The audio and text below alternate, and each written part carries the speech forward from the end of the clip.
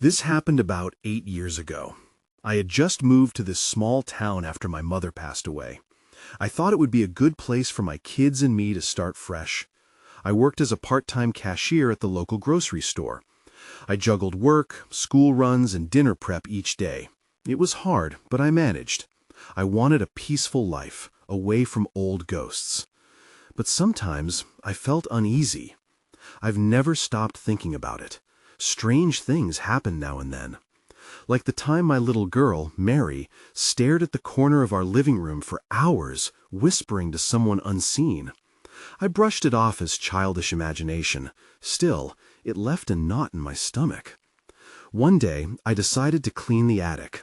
The dusty old boxes were full of memories and cobwebs. As I rummaged through them, I found a faded note hidden in a box with my mother's things. It had strange symbols on it. The words, "The deal is set," jumped out at me. Confusion flooded my mind. What deal? And why was it with my mother's belongings? I shoved the note into my pocket. I didn't know what to think. The rest of the day felt different. Shadows flickered in my peripheral vision. I dismissed them as tricks of the light. However, my kids seemed more active than usual. At dinner, Mary mentioned a new friend she met in her dreams. "He said he would come to play," she said, her eyes bright. My heart raced. "What does he look like, honey?" I asked, trying to keep my voice steady.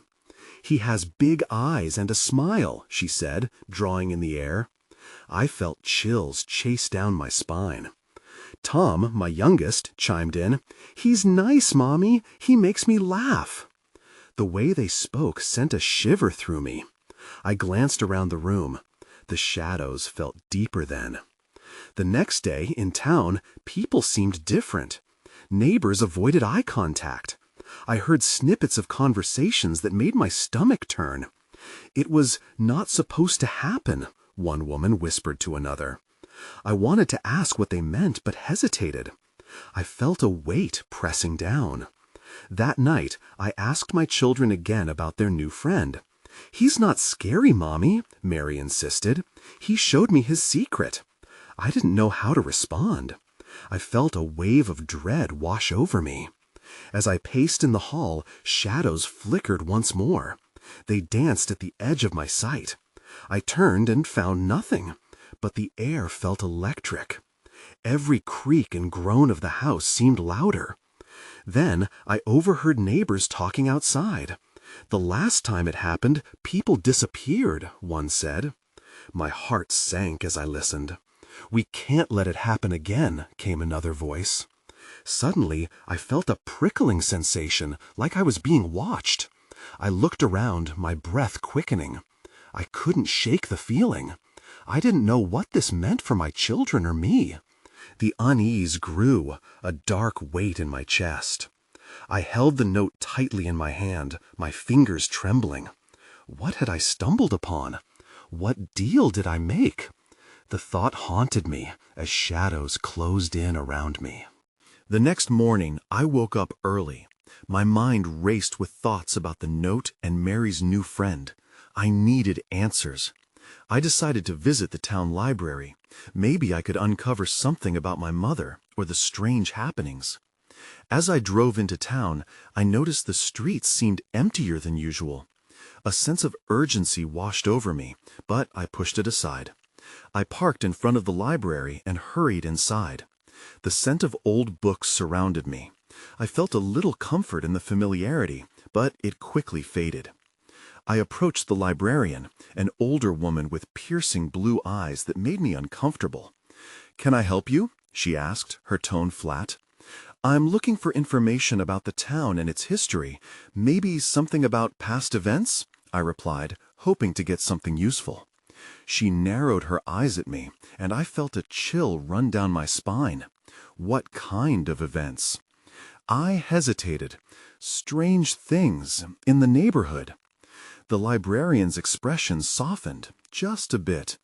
"You're not the first to ask about that," she muttered, glancing around as if checking for eavesdroppers. "Many have come before you, curious about the old stories. Some things are best left buried." That sent alarm bells ringing in my head. I needed to know more. "What do you mean?" I pushed. She looked at me seriously, then leaned closer, lowering her voice. "There are tales of a deal, the kind where people might trade more than they bargained for." My breath caught. "It's said to happen when children are involved." "What kind of deal?" I pressed, but she waved me off. "Ask your neighbors. Some would know more," she said, and stepped back, retreating to her desk. I felt dismissed and frustrated. I left the library, my heart pounding. The shadows still loomed in my thoughts. As I walked to my car, I noticed something shiny glinting on the ground. I bent down and picked up a small silver locket. It was cold in my palm. Opening it, I gasped. Inside was a faded picture of two children. One looked like Mary. Panic surged through me. Who were they? Why did it feel so familiar? I shoved the locket into my pocket as the unease in my chest tightened. On my drive home, I noticed neighbors avoiding each other again. Whispers followed me like shadows. I needed to talk to someone who understood. Once I got inside, I found Mary and Tom playing in the living room. "Did you have fun, Mommy?" Mary asked, her smile wide. "Sure, honey," I said, forcing a smile. But my mind was elsewhere. I glanced at Tom. "Have you seen your friend?" "Not today," he said, his brow furrowing, "but he said he would come back." That familiar chill coursed through me. I felt a gnawing fear in my gut. What did he say about his secret? Mary looked up, wide-eyed. "He said it's a surprise." Just then, the lights flickered, and a cold breeze swept through the room. I felt a presence, a shift in the air. I turned, expecting nothing, but saw a shadow briefly flicker past the window. The unease in my chest rose to panic. "What are you hiding from me?" I shouted, feeling the weight of the note in my pocket again. Then, everything went dark. I jolted awake to an unsettling stillness. The darkness enveloped the living room like a heavy blanket. My heart raced as I remembered the flickering lights and the shadow outside. I fumbled for my phone, but found nothing. Instead, I heard soft whispers. Mary and Tom. They sounded too close, too intimate for my comfort. "Mommy?" Mary's voice broke through the silence, tinged with confusion. I strained my ears, trying to locate them in the dark. "Where are you?" I called, my voice barely above a whisper. My throat felt dry, tight with fear. "Here," Tom's voice answered, low and calm. With cautious movements, I crept towards the sound. I could barely make out their silhouettes just in front of the window. They were sitting on the floor, their backs turned to me. A cold blast of air moved through the room, making the hairs on the back of my neck stand up. "Come here," I said, trying to sound steady. Just then, the lights flickered back on, and I was met with an unsettling sight. The locket I found lay open at their feet, its silver surface glimmering like a small star in the dim light. "What's that?" I asked, tried to sound casual, but dread filled my chest. Mary pointed at it, her eyes wide. He, I repeated, a knot forming in my stomach. "Who gave it to you?" Tom turned around, his brow creased. "The boy," he answered, as if it was the most normal thing in the world. My chest tightened at his words. "Where is he now?" I pressed, fighting to keep the tremor out of my voice. "He said he'd come back," Mary chimed in, her voice bright, innocent. Too innocent. "He told us a story." An icy surge of panic coursed through me. I dropped to my knees, casting frantic glances out the window. "What story, Mary? What did he say?" Her smile faded as she looked to Tom, who shrugged. "We can't tell you. It's a secret." A fresh wave of fear hit me. "What do you mean you can't tell me? I need you to tell me." Suddenly, the atmosphere shifted. The air grew dense, and I felt a prickling sensation. My breath quickened as the shadows seemed to swell, swirling like mist in the corners of the room. "Mommy," Tom said softly before the lights blinked out again. My heart raced. "Stay close," I shouted, the darkness swallowing my words. A slow, deep laugh echoed through the darkness, resonating in my bones. I stood, trembling, straining to listen, as the shadows twisted around me. "You wanted to speak to someone, didn't you?" The voice was smooth, but it dripped with malice. "Who are you?" I called, my voice trembling now. "Someone who remembers," it replied. "Someone who knows what secrets lie beneath your town's surface." Then the lights flickered back on. I turned to Mary and Tom, desperate to find them, but they weren't there. The room lay empty, save for the locket, still shimmering ominously. I felt a presence behind me, cold and looming. I spun around, dread pooling in my stomach. Someone was in the house. I froze, my mind racing. The voice I had heard was no longer in my head. It echoed through the room like an unwelcome echo. The locket glistened, but its beauty felt tainted now, an object intertwined with something dark. "Who's there?" I croaked, fear tightening my voice. No answer, just that heavy silence, thick with tension. My heart pounded in my chest, and I instinctively took a step back, making my way toward the hallway. A creaking sound caught my attention. I squinted into the darkness, trying to catch a glimpse of whatever had entered my home. The shadows seemed to stretch and twist, shadows of something that shouldn't be there. I dared to take another step, and then I heard it again, a low, steady breathing that didn't belong to me. My breath hitched. I turned and darted toward the front door, adrenaline pushing me forward. The locket lay behind me, my only link to whatever had just happened. Just as I reached the front door, a child's laughter rang out, sending a chill down my spine. I halted mid-stride, my hand poised to grip the doorknob.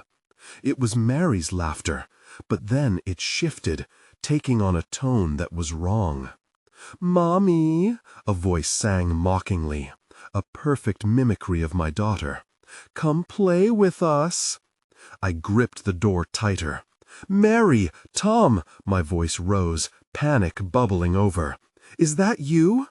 "That boy, he said you'd understand," the voice replied, eerily cheerful. "He wants to share his story." I felt the temperature drop in the room, a noticeable change that made my skin crawl. I glanced back, fear wrestling with a desperate need to protect my children. I couldn't leave without knowing they were safe. I took a deep breath, steeling myself.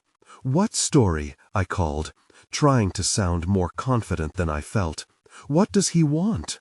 The laughter morphed into a deep chuckle. "He wants you to remember, to open the door you shut years ago. He knows the truth." "Truth?" I whispered, suddenly aware of a chilling memory. The deal I made 8 years ago, a decision that turned my life upside down. It felt like a distant nightmare I had tried to forget. I glanced at the locket, realizing I still had the power to break whatever hold this was. The truth was buried, and the boy, whoever he was tethering my children to it. Before I could turn to retreat, I saw movement in the corner of my eye. There, a shadow darted across the hallway. I turned sharply, heart racing. "Stop!" I shouted, feeling a flicker of resolve. "Show yourself!" The shadow hesitated. I took a step forward, my voice trembling yet louder. "If you want something, then tell me. What do I need to remember?" The room tightened around me, the shadows swirling like a storm. Then I caught a glimpse of him, a flicker of a face, pale and haunted. "You already made a deal. Now it's time to claim what's yours." And just like that, the lights flickered out. When the lights went out, darkness swallowed the room whole. My heart raced as I fumbled through the blackness, searching for a source of light. I could hear the child's laughter resonating in my ears, bouncing off the walls like a cruel taunt. It felt impossibly close, yet I couldn't find its source. "Mary! Tom!" I shouted, my voice quaking with fear. My throat felt tight, and my breath formed small clouds in the frigid air. I hated this feeling of helplessness, like I was trapped in a nightmare. I stumbled backward, feeling for the wall, my fingers brushing against the cool surface. I couldn't stay here. I had to get out. Then I remembered the locket. It had felt important. Maybe it was my only salvation. I turned to reach for it, but an icy breeze caught me off guard, swirling around, pushing me away. "Leave them alone!" I shouted, desperation spilling from my lips. The laughter intensified, echoing in my ears. It echoed words I didn't want to remember. "You've already let them in." "Who?" I pressed, frustration mingling with fear. "Who are you?" "Why don't you ask the boy?" The voice was soft, the mockery dripping from it. "He knows more than you think." I felt my way toward the kitchen, aware of the looming shadows creeping further into my world. The refrigerator light! I hoped it would still work. I reached for it, flipping the switch with shaking fingers. It flickered, sputtering to life. In the dim glow, the living room looked like a different place. The shadows loomed larger, and momentarily I felt a wave of relief wash over me. The locket shimmered on the table, vivid against the darkness. I rushed toward it. "Come play with us," echoed again, joining the low breathing hiding in the corners of the room. When I grasped the locket, the weight of it hit me like a wave, a sudden reminder of my past. I could almost feel the young version of me standing there, naive and hopeful. But I knew now that hope had turned into fear at a price I hadn't anticipated. With a deep breath, I opened the locket.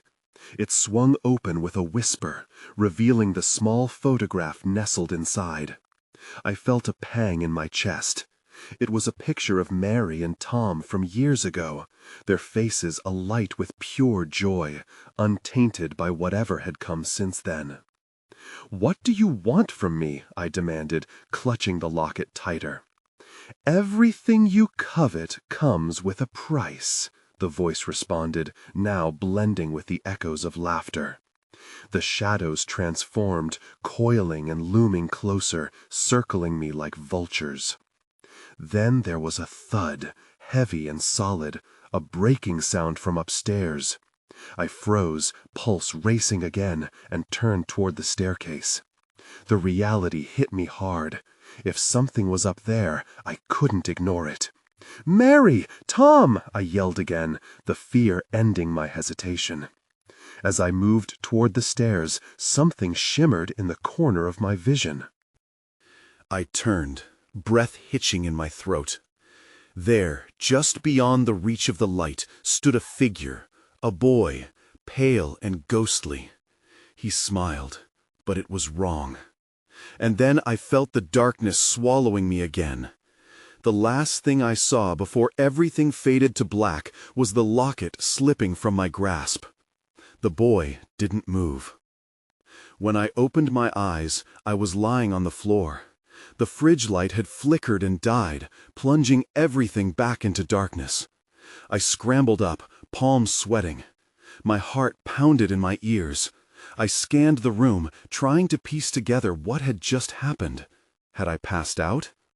I still felt the weight of the locket in my hand, but when I looked down, it was missing. Panic turned my stomach. The boy's laughter echoed in my head, mocking me. I rushed toward the staircase, every step heavy with dread. I had to get to Mary and Tom. I had to find them before the shadows consume us all. The thud from upstairs seemed louder now, a steady drumbeat in the silence. I gripped the banister tightly as I climbed the stairs. each creak beneath my feet fueling my fear. When I reached the top, I hesitated. The hallway stretched before me, dull and ominous. I called out their names, but my voice felt weak, swallowed by the thick air. Then I saw it. The faint glow of light spilled from the cracked door at the end of the hallway, the one that led to Tom's room. I crept toward it, heart racing, trying to ignore the whispers dancing just out of earshot. They sounded like children, giggling and playing, innocent sounds twisted into something sinister. I pushed the door open, the hinges squealing like they were upset. The light flickered in the dimness, illuminating a mess of toys scattered across the floor. It felt too quiet. Where were they? "Tom?" I called hesitantly. No answer.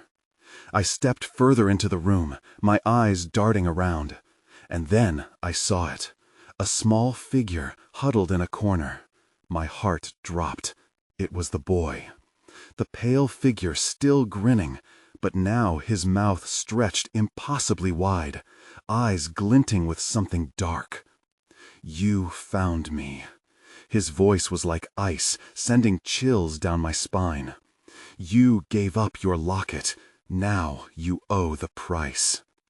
I took a step back, feeling bile rise in my throat. "What do you mean?" I stammered, desperation bleeding into my tone.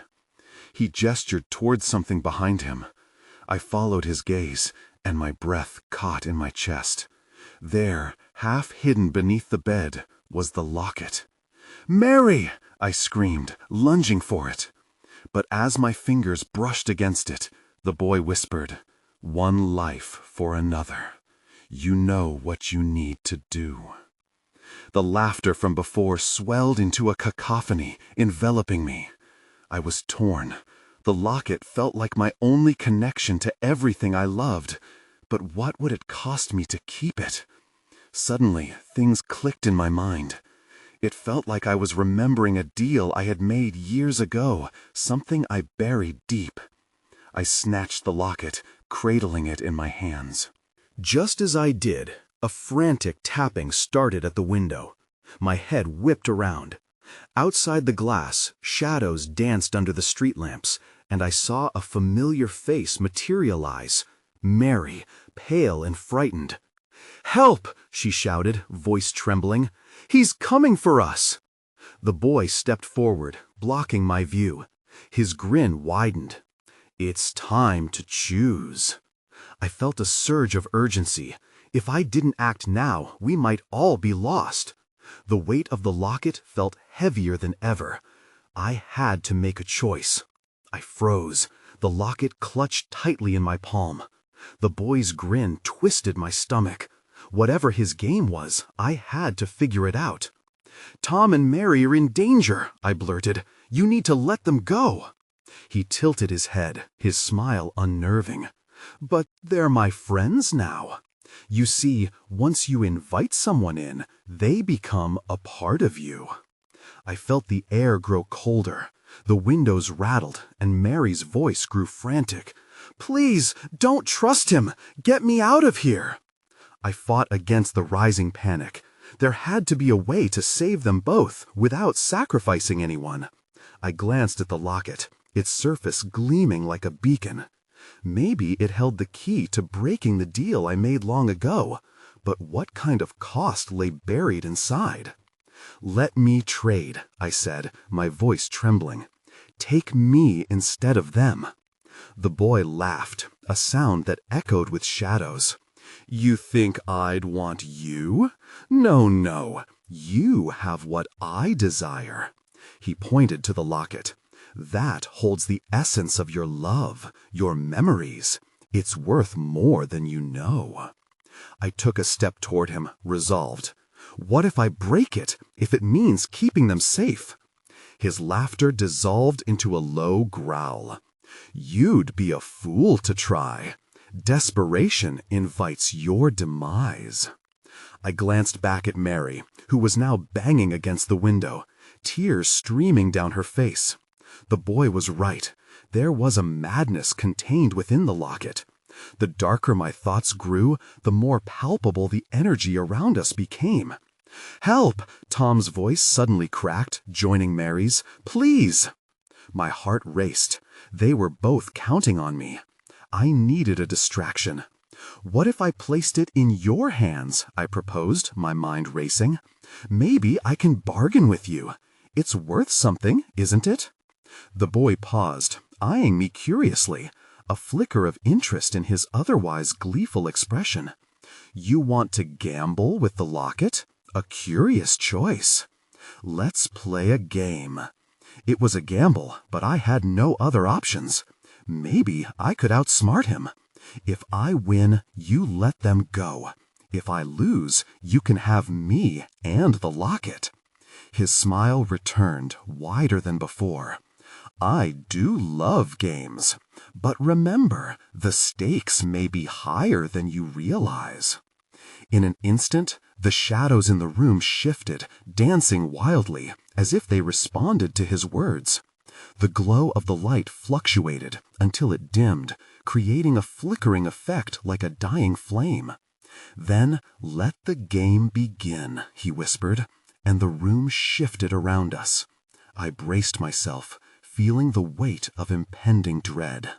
I had taken a gamble, but I was unsure if I could even win this game of fate. Suddenly, everything went dark. Shadows enveloped me, swallowing my voice, my thoughts. I stood alone in the void, and panic clawed at me as I searched for a way back to Tom and Mary. Then, soft whispers surrounded me, weaving in and out of focus. I strained to decipher the words, only catching fragments of fears and hopes. "Save us. It's all connected. Uncover the truth." But what truth?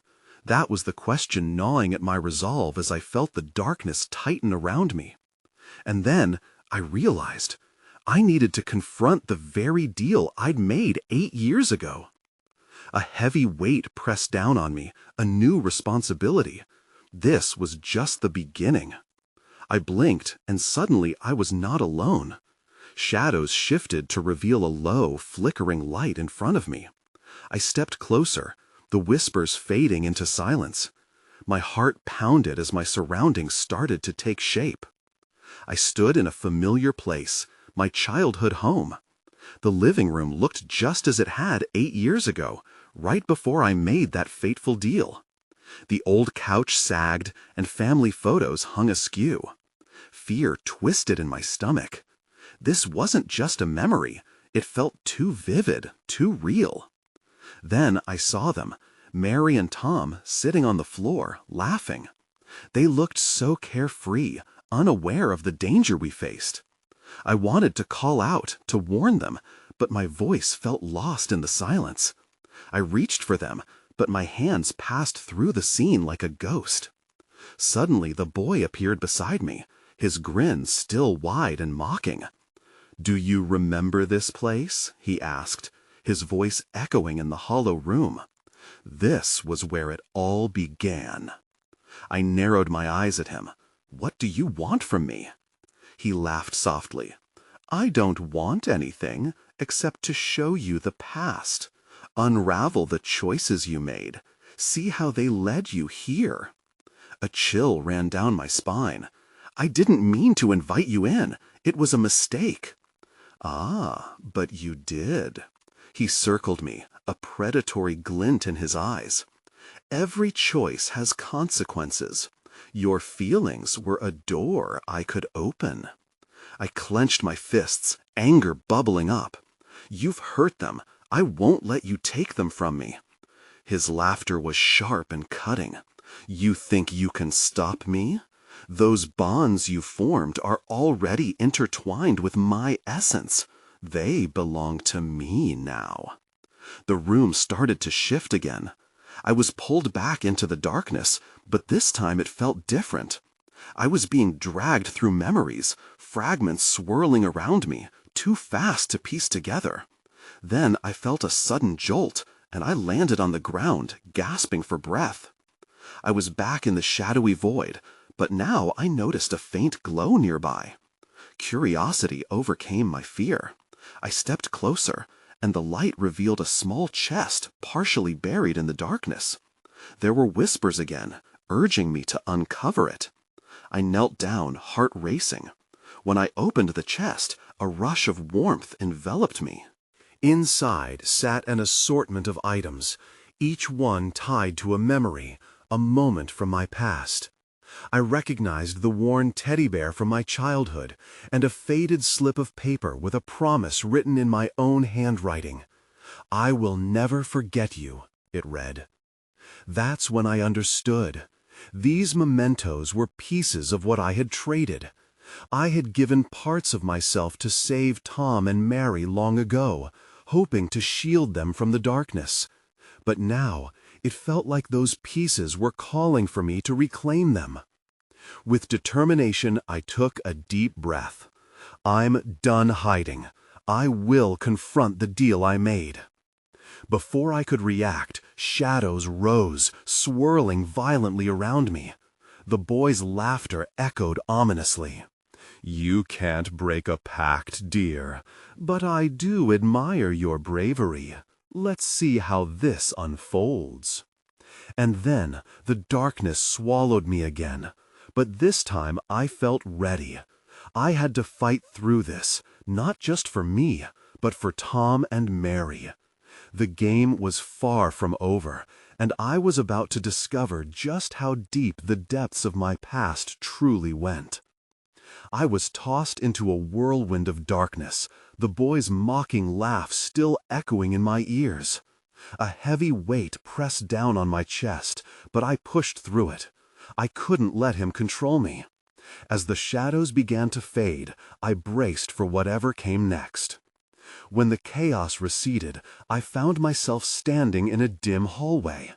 The air felt thick and stale, and I could hear faint cries in the distance. They were so familiar. I moved ahead, each step heavier than the last. The walls seemed to close in around me, whispering doubts I didn't want to acknowledge. Suddenly, I turned a corner and froze. There stood a mirror, reflecting not just my image, but countless versions of myself, some smiling, some forlorn. But the most striking was the face of the girl I used to be, standing in front of a door, her hand poised to knock. "Don't go in," I whispered, unable to tear my eyes away. It felt like my heart was trying to warn me. I stepped closer, and the mirror rippled. Images flashed, my younger self walking into that dark room, the fateful moment when the deal was sealed. I was filled with shame and regret, the weight of the decision crashing down on me again. "Why are you showing me this?" I shouted, my voice cracking. "What more do you want?" The boy appeared beside me, his eyes glinting with satisfaction. "To show you the truth. You still don't understand, do you? Every choice led you here. You've forgotten who you truly are." "Shut up!" I yelled, the anger bubbling up inside me. "I never wanted any of this." His smile only widened. "And yet you're here. You've come back for a reason. To regain what was lost. But can you really reclaim what you traded away?" I gritted my teeth, focusing my energy. I will reclaim it. The chest I had found earlier sparked in my mind, the warmth of those memories glimmering. Those pieces are still me. I won't let you take them from me again. With each word, the mirror flashed stronger, images swirling faster. I saw Mary and Tom, their innocent smiles twisting into fear. I saw the darkness stalking closer, creeping around them, trying to snatch them away. I felt my heart race like it wanted to burst from my chest. "Stop!" I cried, hands pressed against the cold glass. "I can't let this happen again."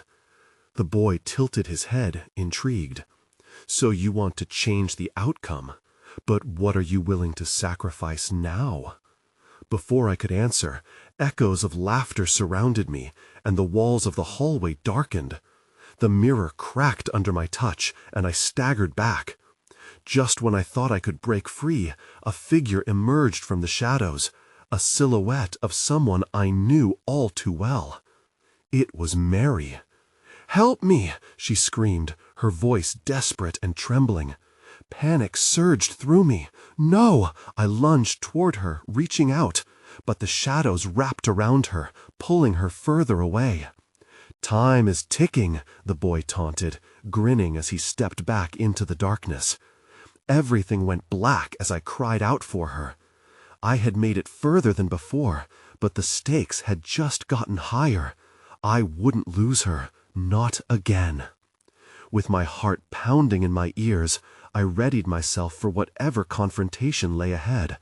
I wasn't just battling for my past, I was fighting for their future, and I wasn't about to back down. I woke up on the floor, cold and disoriented. The remnants of darkness clung to me, a heavy blanket that whispered of forgotten truths. Around me, the shadows felt different, more subdued, as if the room anticipated my next move. I pushed myself up, heart racing, panic coursing through my veins like wildfire. Where were Mary and Tom? "Mommy!" The voice broke through the silence like fragile glass shattering. "Mary!" I shot to my feet, desperately scanning the room. And there they were, sitting together in the corner. But something was off. They looked pale, their faces a shade too white. "Mommy," Tom said, too cheerfully for my liking, a hint of something wrong lurking behind his bright eyes. "Playing?" My voice wavered as I stepped toward them. "Playing what? Where are we?" Mary turned to me, her gaze oddly vacant. "With the boy." Her words rang with a hollow echo. "What boy?" I asked, urgency throbbing in my chest, dread pooling like a dark puddle in my mind. "The boy," she replied, her smile unnaturally wide, teeth gleaming too brightly in the dim light. My heart plummeted. This was more than just a game. It felt like a twisted web had been spun around them, weaving in and out of shadows. "What does that mean? Tell me!" Just then, the dim light flickered, and the familiar sound of laughter filled the air, a deep, resonant chuckle that wrapped around me like a vice. "That boy is my friend!" Mary exclaimed, her tone shifting, a veil of darkness obscuring her innocence. "Get away from him!" I shouted, instinctively stepping in front of them, a mother bear ready to fight. "Oh, but you invited him in," the voice crooned, an ethereal presence thick with darkness. "He's your creation." "No!" I retorted, the looming shadows swirling like a violent storm around us. "They're my children." "Exactly," the boy's voice echoed, shifting the atmosphere. "And you need to choose. Again. What will you give?" They both looked at me with those familiar eyes, eyes that held the weight of my choices, my mistakes. Memories danced through my mind, the decision to move here, the conversations that had led to the moment I buried the darkest parts of my past. "No!" I grasped the locket hanging around my neck, my last tether to memories, to love, to the choices that had brought me to this point. Ridding myself of it wasn't an option, not anymore. "Would you rather trade your children's laughter for your regrets?" the boy cajoled, stepping closer, collecting shadows around himself like a cloak. "Deal!" I cried out, defiance igniting in my heart. "You'll take me instead." For a moment, silence enveloped us, as if the world held its breath, waiting for an outcome. "Oh," the boy tilted his head, amusement dancing in his eyes. "So, self-sacrifice. Admirable, but impractical." "Let them go!" My voice was steady, piercing through the suffocating darkness. They were my children, and I would not stand by and let him take their innocence. A new strength surged through me that I didn't know I possessed.